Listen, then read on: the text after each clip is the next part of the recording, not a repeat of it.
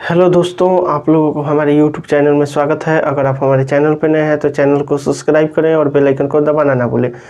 ठीक है दोस्तों, तो मैं जो लेकर आया हूँ जो ट्रेड थ्योरी इलेक्ट्रिशियन से, अगर आप ITI किए हुए हैं तो आप ट्रेड थ्योरी को ज़रूर एक बार इसको समझिए। ठीक है, और ये आपके लिए बहुत ही इम्पोर्टेंट है, जो कि बार बार पूछे जाएंगे। अगर आपको आने वाला जो है वैकेंसी, उसमें आपको बहुत ही बेनिफिट मिलने वाला है इस वीडियो के थ्रू। ठीक है, तो आप लोग इस वीडियो को ज़रूर देखें और ITI कर रहे हैं उनके लिए भी बहुत ही इम्पोर्टेंट है। ठीक है, तो इस वीडियो में चलते हैं। देखिए क्या दिया हुआ है। पहले हम जानते हैं कि विद्युत झटके से क्या तात्पर्य है। ठीक है, विद्युत झटके से कि आप विद्युत झटका जो है उसके बारे में इसमें हम आज बताने वाले हैं कि विद्युत झटका कैसे लगता है, उसके बारे में बताने वाले हैं। विद्युत झटका कितना वोल्टेज के बाद लगता है, तो इस चीज़ को हम इस वीडियो के थ्रू आपको बताने वाले हैं। तो ध्यान रखिए, जब किसी व्यक्ति के शरीर से विद्युत धारा प्रवाहित स्थापित हो जाता है तो उसे झटका का महसूस होता है, उसे विद्युत झटका कहते हैं। जैसे आपके अंदर जैसे धारा का प्रवाहित होता है तो झटका का जो महसूस होता है वो धारा प्रवाहित होने लगता है आपके अंदर। एक बात ध्यान रखिएगा, जब आप सीरीज में हो जाइएगा, सीरीज में जब विद्युत धारा के आप सीरीज में हो जाइएगा, किसी भी बिजली के सीरीज में होइएगा, तभी जाके आपको जो है विद्युत झटका लगता है और जो है शॉक लगता है। ठीक है, तो यहाँ ध्यान दीजिएगा कैसे लगता है। जैसे यहाँ से कोई वायर है और इधर से वायर आ रहा है, अगर इसके बीच में आपने दोनों जगह पर ऐसे उंगली रख दिया तो सीरीज को आपने सर्किट को पूरा कर दिया, सर्किट को पूरा कर दिया तो आपको बिजली का झटका महसूस होने लगता है। ठीक है, और याद रखिएगा कि अर्थ के थ्रू भी आप, जैसे अर्थ आप अगर पैर में ग्लव्स, दस्ताने, इन सब चीज़ों को नहीं पहने हैं तो आपको विद्युत झटका लग सकता है, तो ध्यान में रखिएगा। तो विद्युत झटका जो है से क्या तात्पर्य है, तो जब किसी व्यक्ति के शरीर से विद्युत धारा प्रवाहित स्थापित हो जाता है तो उसे एक झटका महसूस होता है, उसे विद्युत झटका कहते हैं। ठीक है, तो हम इस चीज को समझ गए। अगला है कि विद्युत धारा के संपर्क में आ जाने से झटका क्यों लगता है। विद्युत झटका क्यों लगता है, क्योंकि हमारा जो शरीर है वो 90 वोल्ट तक सहता है। ठीक है, तो 90 वोल्ट से अगर ज़्यादा होगा तो आपको विद्युत झटका महसूस होगा। तो इस चीज़ को हम ध्यान में रखेंगे कि 90 वोल्ट से हमारे भारत में जो है आपको 440 वोल्ट, 220 वोल्ट प्राप्त होता है। तो ध्यान रखिएगा कि हमारे देश में जो है और 50 हर्ट्ज आवृत्ति जो है मिलती है। लेकिन अगर आप फॉरेन दूसरे देशों में जाएंगे तो वहाँ पे 110 वोल्ट होता है, वहाँ पे हर्ट्ज को जो है बढ़ा दिया जाता है।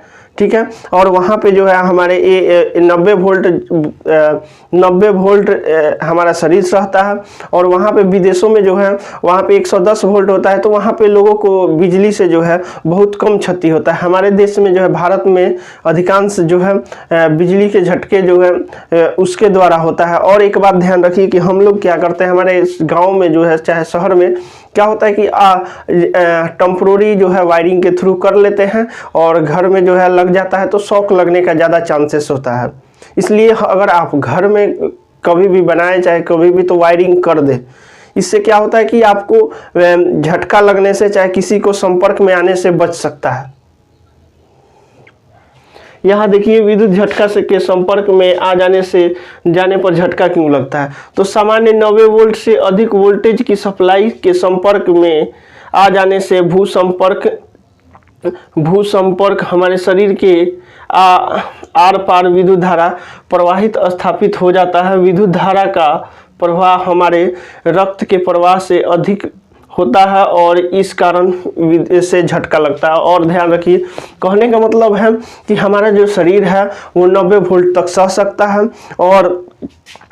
और वो जो होता है रक्त के प्रवाह से, जो हमारे शरीर में जो रक्त का प्रभाव है उससे ज़्यादा झटका होता है। ठीक है, उसका प्रवाह जो होता है स्पीड होता है, जिसके कारण उसका प्रवाह, ठीक है, तो उस चीज़ को ध्यान रखिए कि वो क्या होता है कि हमारे शरीर को क्षति पहुंचाने लगता है, जैसे हार्ट को बैठाने लगता है, और जो है हमारे शरीर को जो है धीरे धीरे खून जो है उसका जो है कम कर देता है। ठीक है, तो इस चीज़ को हमारे अंदर क्या करना है कि हमें ध्यान रखें कि उसको भी बचाना होगा। तो बचाने के लिए अगर कोई व्यक्ति है घर में लगा हुआ है तो पहले जाके मेन स्विच को ही बंद करें। ये भी ध्यान रखिए। और देखिए कि विद्युत धारा का जो है स्पीड कितना है, तो विद्युत धारा का लगभग प्रकाश के और ऊष्मा के स्पीड के बराबर ही होता है। विद्युत धारा का प्रवाह गति कितनी होती है, तो 3 × 10⁸ मीटर प्रति सेकेंड होता है। प्रकाश एवं ऊष्मा तरंग की गति के बराबर होता है। ठीक है, तो यहाँ पे ध्यान रखिए कि ये जो होता है विद्युत धारा का प्रवाह 3 × 10⁸ मीटर प्रति सेकेंड होता है। ठीक है, ये जो होता है प्रकाश एवं ऊष्मा के गति के लगभग बराबर होता है। विद्युत झटका से बचाव के लिए क्या क्या सुरक्षा उपाय अपनाने चाहिए। ठीक है, तो अपनाने चाहिए। विद्युत झटका से बचाव के लिए क्या क्या सुरक्षा उपाय अपनाना चाहिए। ठीक है, तो विद्युत झटका जब लगता है तो ध्यान रखिएगा पाँव से जूते अथवा पाँव के नीचे रबर की चटाई, सूखी लकड़ी के फर्नीचर का प्रयोग करना चाहिए। ठीक है, 1 नंबर में कि सूखी लकड़ी, देखिए क्या होता है कि जो विद्युत का चालक होता है, हमें कुचालक पदार्थों को जो है अचालक पदार्थों को हमें पाँव के नीचे या जूते को पहनना चाहिए, जिससे क्या होता है कि हमारे पाँव के द्वारा जो है जमीन से भू से संपर्क में ना आए। उसके लिए हाथों में रबर के दस्ताने, जब भी बिजली पे काम करें तो हाथों में रबर के दस्ताने का प्रयोग करना चाहिए, क्योंकि वो भी रबर जो होता है विद्युत का अचालक होता है। और इंसुलेटेड टूल्स का प्रयोग करना चाहिए। इंसुलेटेड टूल्स जो आप लोगों प्लायर का चाहे स्क्रू ड्राइवर जो भी चीज़ है उसके ऊपर इंसुलेटेड होना चाहिए। ठीक है, तो इस चीज़ को ध्यान में रखते हुए हम उपयोग करना चाहिए, क्योंकि उससे विद्युत झटका का जो है लगने का संभावना नहीं होता है। और ये भी ध्यान रखिए कि कभी भी रिक्वायर जो भी टूल्स होता है उसको बार बार 5S करते रहिए, जैसे कि क्लीन उसको देखते रहिए कि वो चीज़ टूटा तो नहीं है, चाहे कहीं ख़राब तो नहीं है, इस चीज़ को भी ध्यान में रखते हैं। विद्युत झटका लगने पर मानव शरीर में, अगला क्वेश्चन, विद्युत झटका लगने पर मानव शरीर में क्या क्या दोष पैदा होता है। जब विद्युत झटका लगता है तो क्या क्या दोष पैदा होता है उसके बारे में भी जानेंगे। तो देखिए क्या होता है, विद्युत झटका लगने से शरीर पर छाले पड़ सकते हैं, किसी अंग का मांस जल सकता है, व्यक्ति मूर्छित हो सकता है, श्वसन में बाधा उत्पन्न हो सकता है, और हृदय गति रुकने से व्यक्ति की मौत हो जाती है। क्या होता है कि जब झटका लगता है तो हमें क्या होता है, शरीर में छाले पड़ जाते हैं। ठीक है, और व्यक्ति के अंग का मांस जहाँ पे आपको संपर्क में आइएगा वहाँ पे क्या होता है कि आपके शरीर में क्या होता है, वहाँ पे मांस को जला देता है और व्यक्ति के मूर्छित होकर गिर जाता है। जैसे झटका मारा तो आप फेंका जाइएगा, उसी को मूर्छित होकर गिर जाता है। और श्वसन में बाधा उत्पन्न हो सकती है, और श्वसन में जो होता है सांस लेने में बाधा रुकावट डाल देती है। जैसे आप देखे होंगे किसी को झटका लगता है तो बोलने नहीं देता है। ठीक है, तो उस चीज को बोला जा रहा है। और हृदय गति रुकने से व्यक्ति की मौत हो जाती है। हृदय गति रुक जाएगा, आपका जो है शरीर में जो है ब्लड सर्कुलेटेड जो होता है वो चीज़ नहीं हो पाएगा, सर्कुलेशन जो है नहीं हो पाएगा, जिसके कारण व्यक्ति की मौत हो जाती है।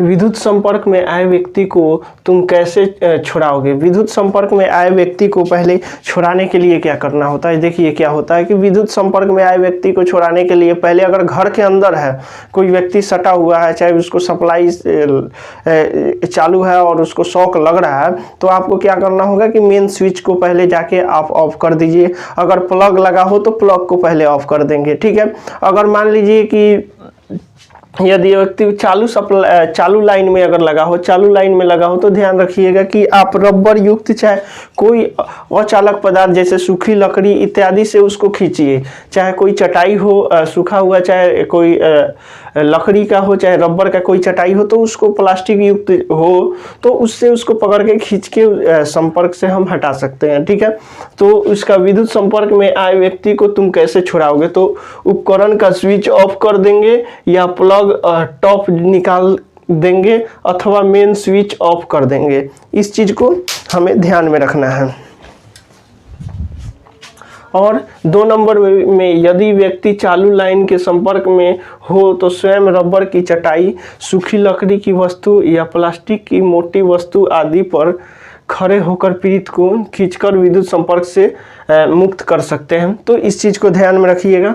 और यहाँ से किसी वैद्युत संपर्क, अगला क्वेश्चन है, किसी वैद्युत संपर्क का स्थान परिवर्तन करना हो तो क्या सुरक्षा सावधानियां अपनानी चाहिए। देखिए, कोई वस्तु, जैसे आप घर में ही पंखा को चलाते हैं, कोई चलाते चलाते उसको क्या करता है कि एक जगह से दूसरे जगह कर देता है, लेकिन ऐसा नहीं करना चाहिए। कोई पंखा हो चाहे कोई भी यंत्र हो तो पहले जैसे स्थान परिवर्तन करना है, मोटर का स्थान परिवर्तन करना है तो सप्लाई को हटाकर ही हम क्या करेंगे कि स्थान को हम परिवर्तन करेंगे। जैसे वो पंखा हो चाहे कोई मोटर हो, तो हमें ध्यान रखना है कि हमें उसको संपर्क से हटाना है। संपर्क से हटाने के लिए हम स्थान को परिवर्तन करेंगे। चाहे कोई, देखिए कंपनी होता है, यहाँ से उठकर दूसरे जगह जा रहा है, चाहे कोई भी, तो यहाँ से सप्लाई को हटाकर ही उसको खोले। चाहे जैसे आप कहीं पे काम कर रहे हैं, जैसे किसी मोटर को बनाना है, उसमें सप्लाई देकर और उसको खोल रहे हैं, तो इस चीज़ को नहीं होना चाहिए। उससे क्या होगा कि हमें झटका लग सकता है, विद्युत शॉक लग सकता है। तो इस चीज़ को भी हमें ध्यान में रखना होगा। और स्थान, देखिए इसका जो आंसर होगा, स्थान परिवर्तन से पूर्व वैद्युत मशीन की सप्लाई स्रोत को हटाकर स्थान परिवर्तन करना चाहिए। तो हमें स्रोत को हटाकर ही स्थान को परिवर्तन करना चाहिए। तो अगर वीडियो अच्छा लगा हो तो लाइक और शेयर करें और मेरे चैनल को सब्सक्राइब करें।